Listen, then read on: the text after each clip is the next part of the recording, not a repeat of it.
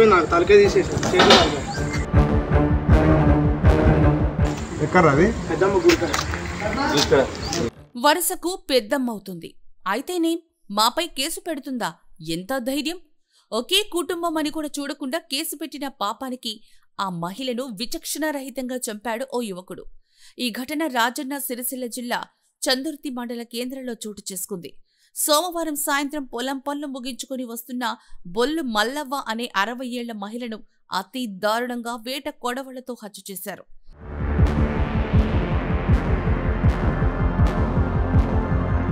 ఇక అసలు కథలోకి వెళితే భూ వివాదం ఓ మహిళ హత్యకు దారితీసింది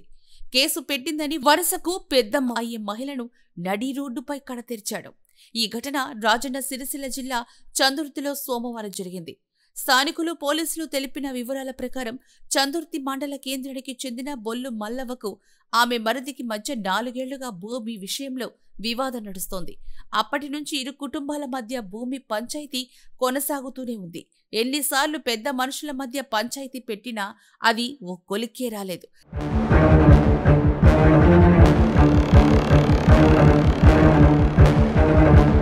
పంచాయతీ పరిష్కారం కాకపోవడంతో మల్లవ్వ 20 రోజుల క్రితం పోలీసులను ఆశ్రయించింది అయితే ఎస్ఐ అంజయ్య ఇరు కుటుంబాలను స్టేషన్కు పిలిపించి పంచాయతీ పెద్దల మధ్య సమస్యను పరిష్కరించుకోవాలని సూచించారు ఇది ఆమె మరిది కుటుంబానికి నచ్చలేదు ఈ క్రమంలోనే మల్లవ్వపై ఆమె మరిది కొడుకు మనోజ్ పగ పెంచుకున్నాడు సోమవారం సాయంత్రం గ్రామ శివార్లోని పశువుల కొట్టం వద్దకు వెళ్లి వస్తూ ఉండగా పెద్దమ్మ గుడి వద్ద కాపు కాసిన మనోజ్ మల్లవ్వపై వేట కొడవళ్లతో దాడి చేశాడు మల్లవ్వ మెడపై కత్తితో దాడి చేసి ఆమెను అక్కడే చంపేశాడు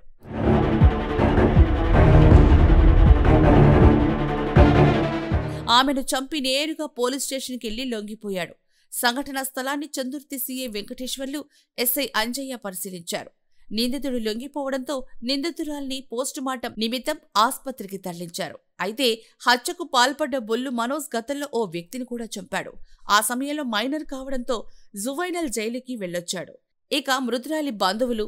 నిందితుడు మనోజ్ని తమకు అప్పగించాలంటూ రోడ్డుపై బైఠాయించారు నిందితునికి పోలీసులు కొమ్ము కాస్తున్నారంటూ ఆరోపించారు రోడ్డుపై బైఠాయించి ఆందోళన నిర్వహించారు మృతురాలికి భర్త రాజయ్య కుమారుడు రాజు కూతురు ఉన్నారు కుమారుడు రాజు జీవనోపాధి కోసం గల్ఫ్ వెళ్లాడు చందుర్తిలో ఎలాంటి అల్లర్లు జరగకుండా పోలీసులు బందోబస్తుని ఏర్పాటు చేశారు